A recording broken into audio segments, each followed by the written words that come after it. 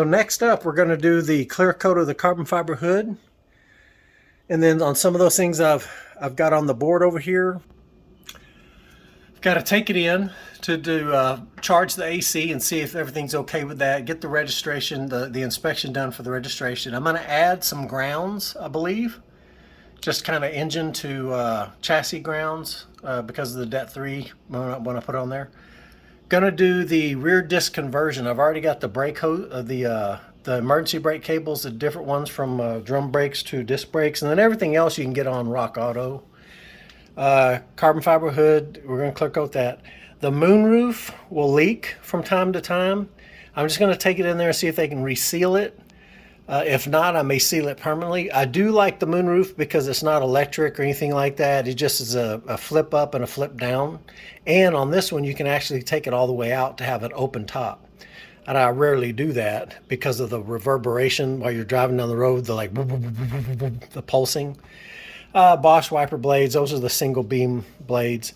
Later, I may do the rear leather, get that taken care of. That was the original plan during COVID when it was pretty cheap, and then now after COVID, it's not so cheap. A rear diffuser, I've always liked the look of those things. I may end up doing that. The front splitter, the question marks, I already have to kind of go in and out of the driveway at an angle. If I put that on there, it's going to make it even worse, and I'm sure it'll chew it up, and it won't look good for long. So that's why the question marks are there. And then, of course, we're going to be doing the Det3 after that. So this journey here has almost come to an end. I'm looking forward to it because that means I can actually drive it as often as I want without having any issues. But, yeah, I ended up taking off that the wrap on the rear deflector because it was starting to peel from up underneath here. And I kind of like the look of it because it was just like that's the way the car came painted, or you know, people knew it was a wrap, but still. But I also like the way it looks with the this on here. It breaks up some of the orange, so I got that. I took care of that. Short of that, I got to give it a good wash, and then the lips and everything are staying up. Thank goodness. I just got to straighten the steering wheel, and that ought to be about it. We're close. All right, here we go. We're going to paint this. I say paint it. We're going to clear coat it. So I've got the car backed up off over here, far enough away. You got all this distance in between here and here. I got the garage cleared off. I'd use some alcohol to get over this thing, and this is the before. And whatever staining that is up there, I can't do anything about it. I can't get it out. It was all over here, and it's because the oil had gotten up underneath there. I think I explained that before. So it is just what it is. It's not going to get any better than that. So let's get spraying. So this is after the second coat. I'm going to go ahead and put a third one on here. It looks like it's doing okay. I mean, it's hard to tell, but the third coat, I think the third coat is supposed to be relatively heavy. The first one was pretty light. The second one I went a little bit heavier, and then the first can ran out, and so then I went with I had to hurry up and shake up you got to shake this stuff for 2 minutes, pop that bottom part so that the internal mixes, then shake it for another 2 minutes. So I was like, man, that's going to be unevenly spread on here. That's going to suck. But one more coat, I think. Maybe I'll do an extra one. I'm not sure. Because I got another can. So we'll see. All right, so I'm going to do one more coat. That's going to be a heavy coat. And then maybe I sand it, polish it afterwards. I'm not sure. You gotta do like 2,000 or 2,500, and then you can buff it or wax it or something like that. Yeah. Oh, did I say I'm not any kind of painter at all? All right, guys. So this is going to be the final deal. I got it as good as I think I can get it. Now, I did use this stuff here. It's Spray Max 2K Clear. I've watched a few videos of people using it. They've always had good results with it. I use this spray handle. It works really good. I like it a lot. I used it when I was painting the engine bay and all that stuff, and I never had an issue with it. Popped right on, and it just pops on, and then there's a lever right at the top there that depresses down on the top, and it just keeps your finger from getting cramps, and it acts just like a spray gun. Speaking of spray guns, I've had this cheapy Harbor Freight spray gun for a while. The only thing I ever used it for was to apply like a protective coating to my pergola that I had behind my house, that I have behind my house. And it was like wood, you know, for wood. I cleaned it out and everything real good once I got done. That's the only thing I've ever used it for. The question is, why didn't I use it here? It's a high volume, low pressure gun. And by all accounts, everybody that I've looked at that was using this online on YouTube was very happy with it. So for a couple reasons I didn't use it. One, I would have had to have went and got me a little can of clear, like liquid clear, mix it and filter it and all that jazz. And we just had this big storm blow through, this hurricane. I say it was a big storm. It wasn't a big storm, but it sure knocked out everything more so than you thought a small hurricane, one hurricane would do. But so I didn't have it, and I'd already purchased 3 cans of clear, and so that's what I ended up using. And so the trick was, I think I showed you, on these clears, you got to take the little red top cap or whatever. You just shake this for 2 minutes, put that cap, and your goal is to push that in, and inside there is a little chamber that breaks and mixes 2 different chemicals together, and then you shake it for 2 minutes, and then it's ready to go. So the finish here is acceptable, okay? I've seen, obviously, carbon fiber, and it's got that nice liquid, wet look to it and all that.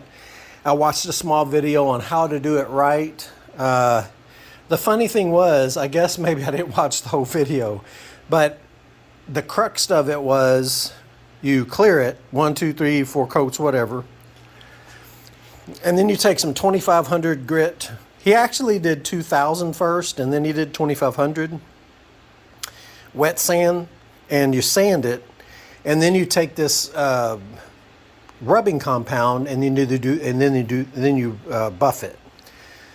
And so I did the 2500, the finer of the two.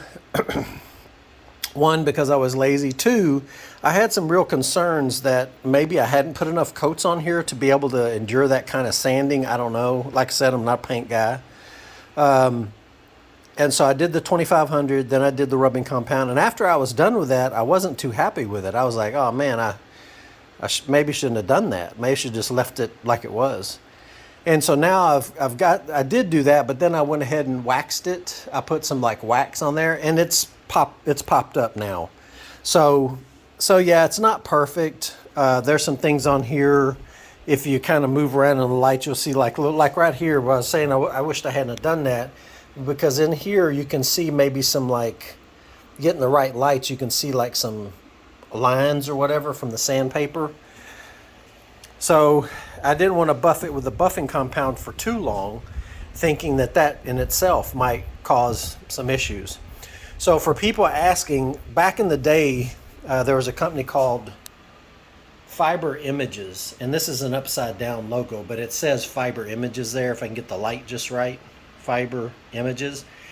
And that was a company that was making not only carbon fiber hoods for Saturns, but surprisingly, but also a lot of other cars. And I think they went out of business. I haven't tried to look to see if they're there or not. So one thing I saw, one day I was just test driving and I had the hood latched. I thought the catch would keep it down, and I accelerated, and when I did, it blew the hood up, and it kind of cracked it right back here on both sides. So, but You ain't going to find another carbon fiber hood out there for a 97 Saturn. At least I haven't looked, because I think I had in the past, and there's just nothing out there really. Used to be able to get them for that year, 95. Even with some of those out there, they had like indentions in the hood, or heat reliefs or whatever. They had some lot of options. And of course, Saturn's gone. So why keep it? Why stock it? Why make it? I get it. So I'm going to get this thing on the car. The other thing I'll say in closing on this part of it is I probably should have put the hood up like this and sprayed it, because I noticed that the 2K clear, as I was spraying, of course I had to keep it from vertical, go horizontal, and the spray was spraying pretty good, but I noticed when I would lift it up, it seemed to spray a little bit better. I'm sure that affected the overall turnout here. But I was afraid of runs. Like if I got too aggressive, maybe it would run down, and I didn't want to deal with that. So, and if I'm not entirely happy with this and I want to do something about it in the future, I'll probably take it to a paint shop, let them do it. But so that's the only other thing I can think of, is maybe I should have kept it up like this. All right, so there it is on. I do like the color contrast that I saw in my head. I like that, the carbon fiber coming down from the black on the top to the carbon fiber, of course, to the orange. The wheels, I like how it plays on there. I know there was one person said they don't like the wheels. I like them, actually. For some reason, I feel like I want to change soon. I can always go back to the silver ones. I got those. Just took it out for another drive, just make sure everything's okay. And I think I'll be hitting my first car show here pretty soon. So the carbon fiber, although you can tell it's carbon fiber and it has like a sheen to it, it's not as juicy wet, I guess, as you would expect most carbon fiber hoods to be. And in the sunlight, rather than being in the garage like it was, it's even more evident. So may or may not have it redone soon, but for right now, this is quite all right. So, but real happy with the way it's turned out. Finally. But at any rate, going to get the AC charged hopefully next Friday. We just had Hurricane Beryl blow through. We were without power for, I want to say 4 days. I had a generator, powered our refrigerators, and had some fans going. I had a window unit that I could use, but I was too lazy to get it set up, thinking we were going to get power back pretty quick because it wasn't that bad of a storm. But apparently Centerpoint pooched us and wasn't ready like they should be. So, but anyway, so it took a bit to get up and ready, but here it is.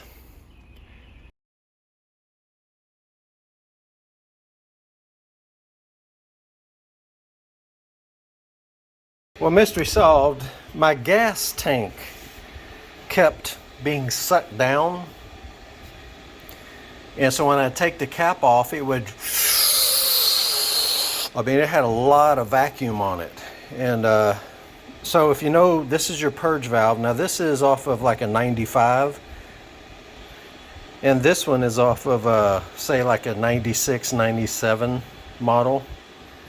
You can see the size difference now. This is obviously a 97, but through the years I've used different things off of the cars that I've had. Like I truly believe this is a 95 block. I'm not sure about the cylinder head also.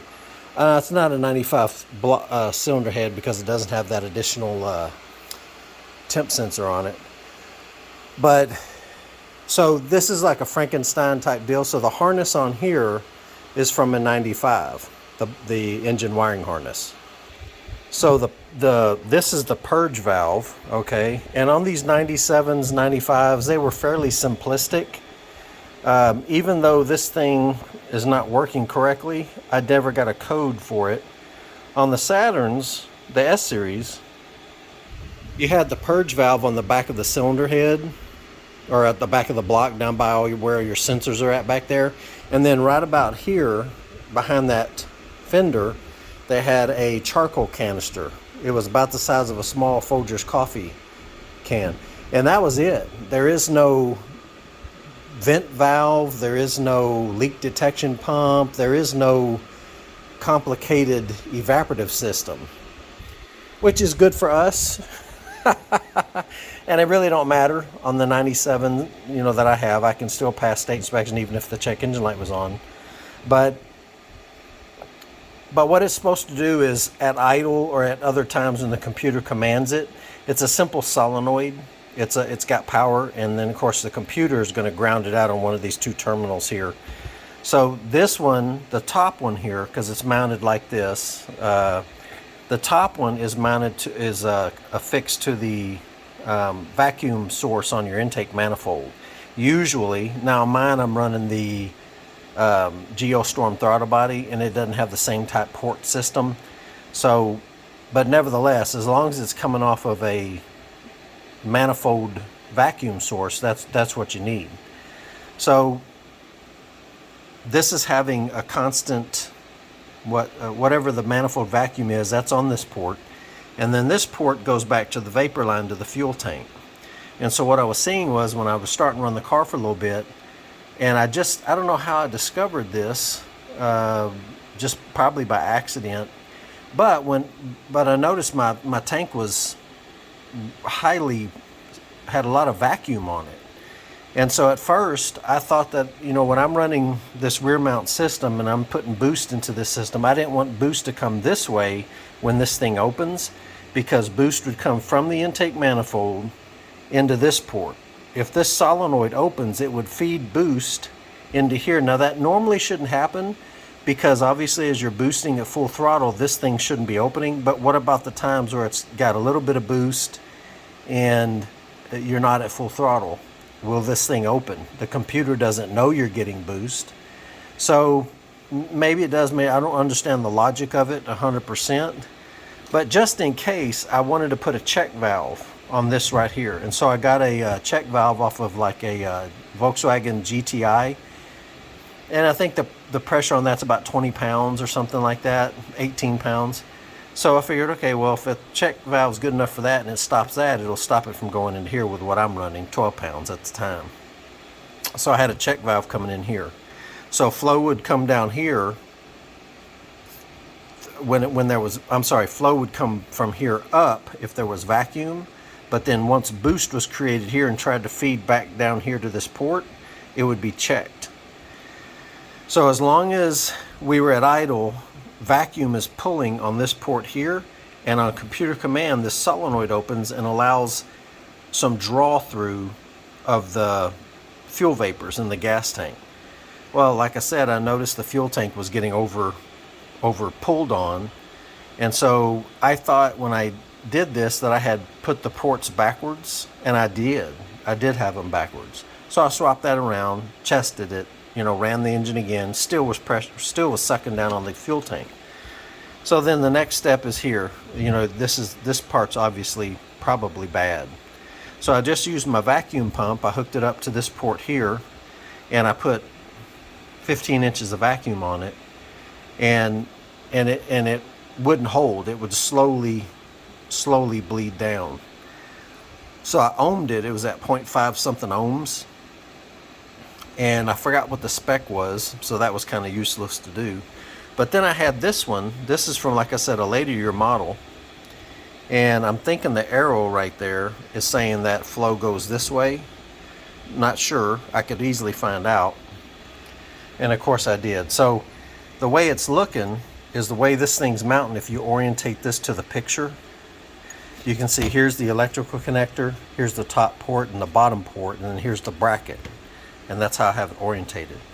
So this port, and it's the same. I mean, if you orientate this to this one, the top port goes to the intake manifold, which it'll show you right here. That's that hard pipe that comes off of the top of the throttle body on the S series, so it goes on this top port, and it would on this one as well. And they work the same. The computer's going to ground this out, or give ground to it when it's commanded to, and it's going to allow this solenoid to open up and allow flow to come back this way. So I thought, well, I could use this one, but it's kind of big, it's bulky, and the main reason is because being that this is a 95, the connector it takes is similar to the ones that go on your fuel injectors. and this one here is a different connector. Now I could look at the wiring schematic and find out which one of these ports here does what, and just make sure that it does what these do, and get a connector for this and just splice it in. It's not something I'm really interested in doing. If I couldn't find this one, then I would have.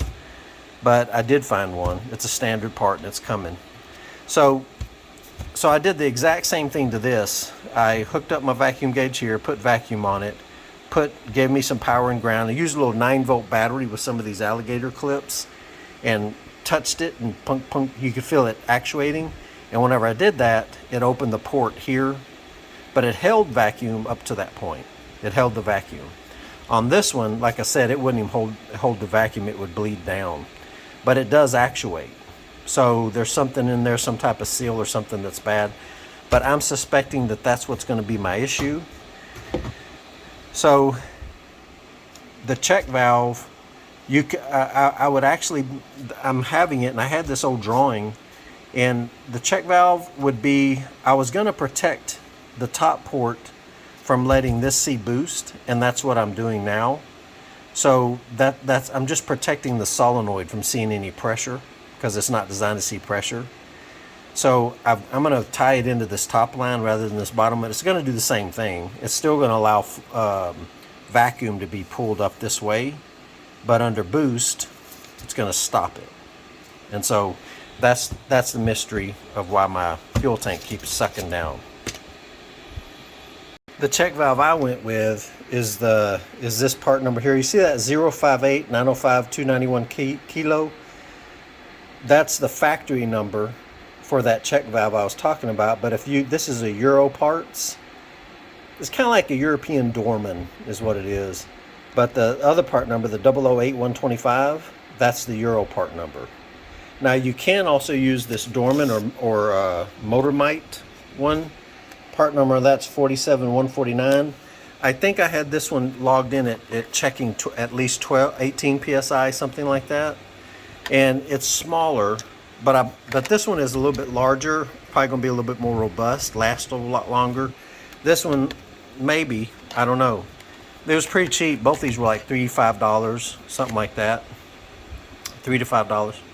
So this one just has, the reason I didn't use this one was for that reason, and the vacuum nipples on here. This one would have been fine. If it would have had the same size on this side, I could have used it, but the hoses I have on there, I didn't feel like changing them out, making them smaller, finding a reduction union vacuum, nipple and all this stuff, so I couldn't use it for that reason. But anyway, there are some part numbers you can use. And finally, I'll just tell you that, and this is kind of common on GM vehicles, like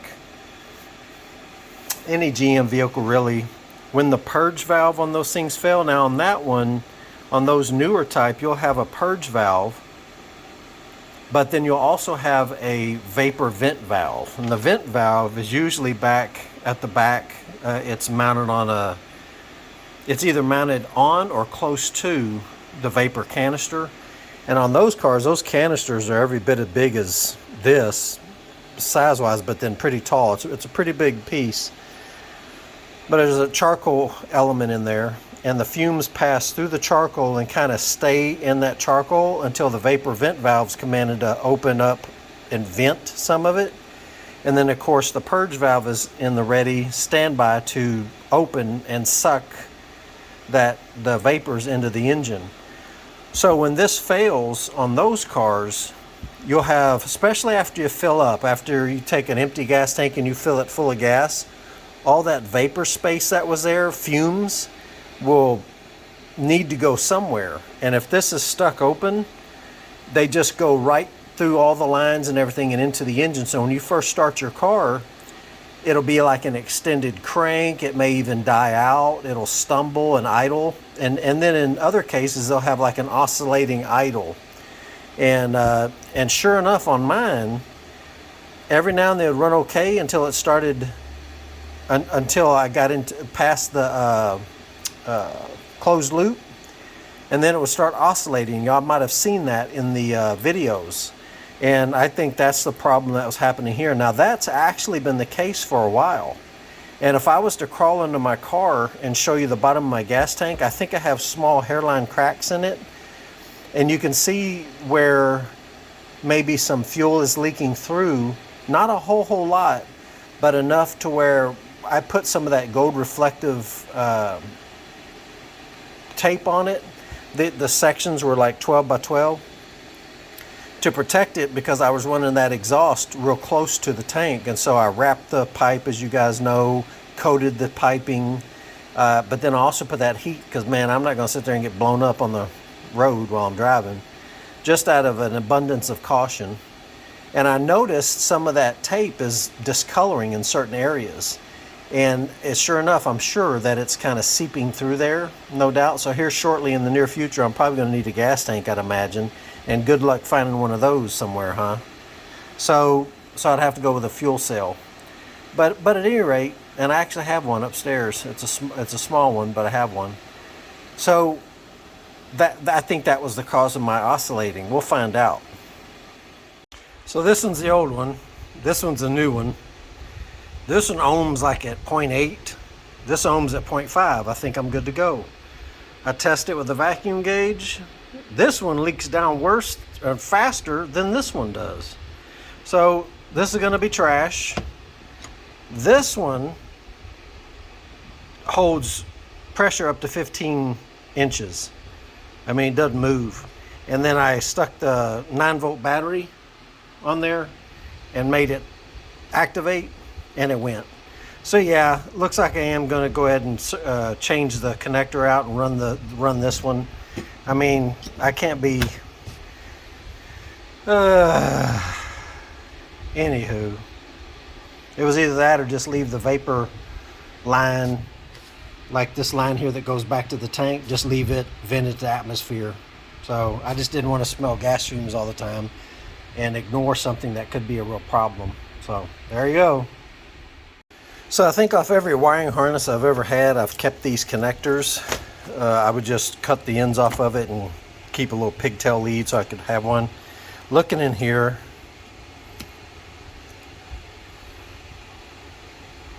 I think this one, yeah, this one's going to work. I think I was looking at the wiring schematic and matching wires, and I seem to remember pink and the green and white one.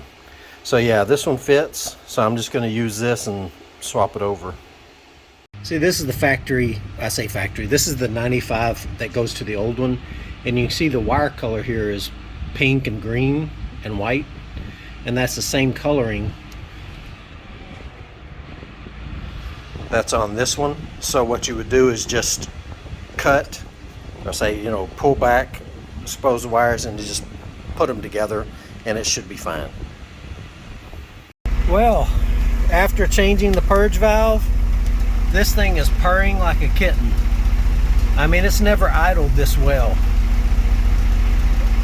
You'd always have a decent enough idle, then it would go kind of oscillating and stuff like that. I blamed it on the map sensor, which I then thought that the TPS was the culprit, and it was, because the TPS is now reading correctly. There's no data. If I just kind of goose it a little bit, it'll respond, whereas before I could do something like that and it would stay at 20 or 14%, something like that, but it's at 0. And then I thought my problems are fixed, and then I realized that my fuel tank was getting sucked in. That would be where the 2 ports I showed you on the purge valve were kind of staying open.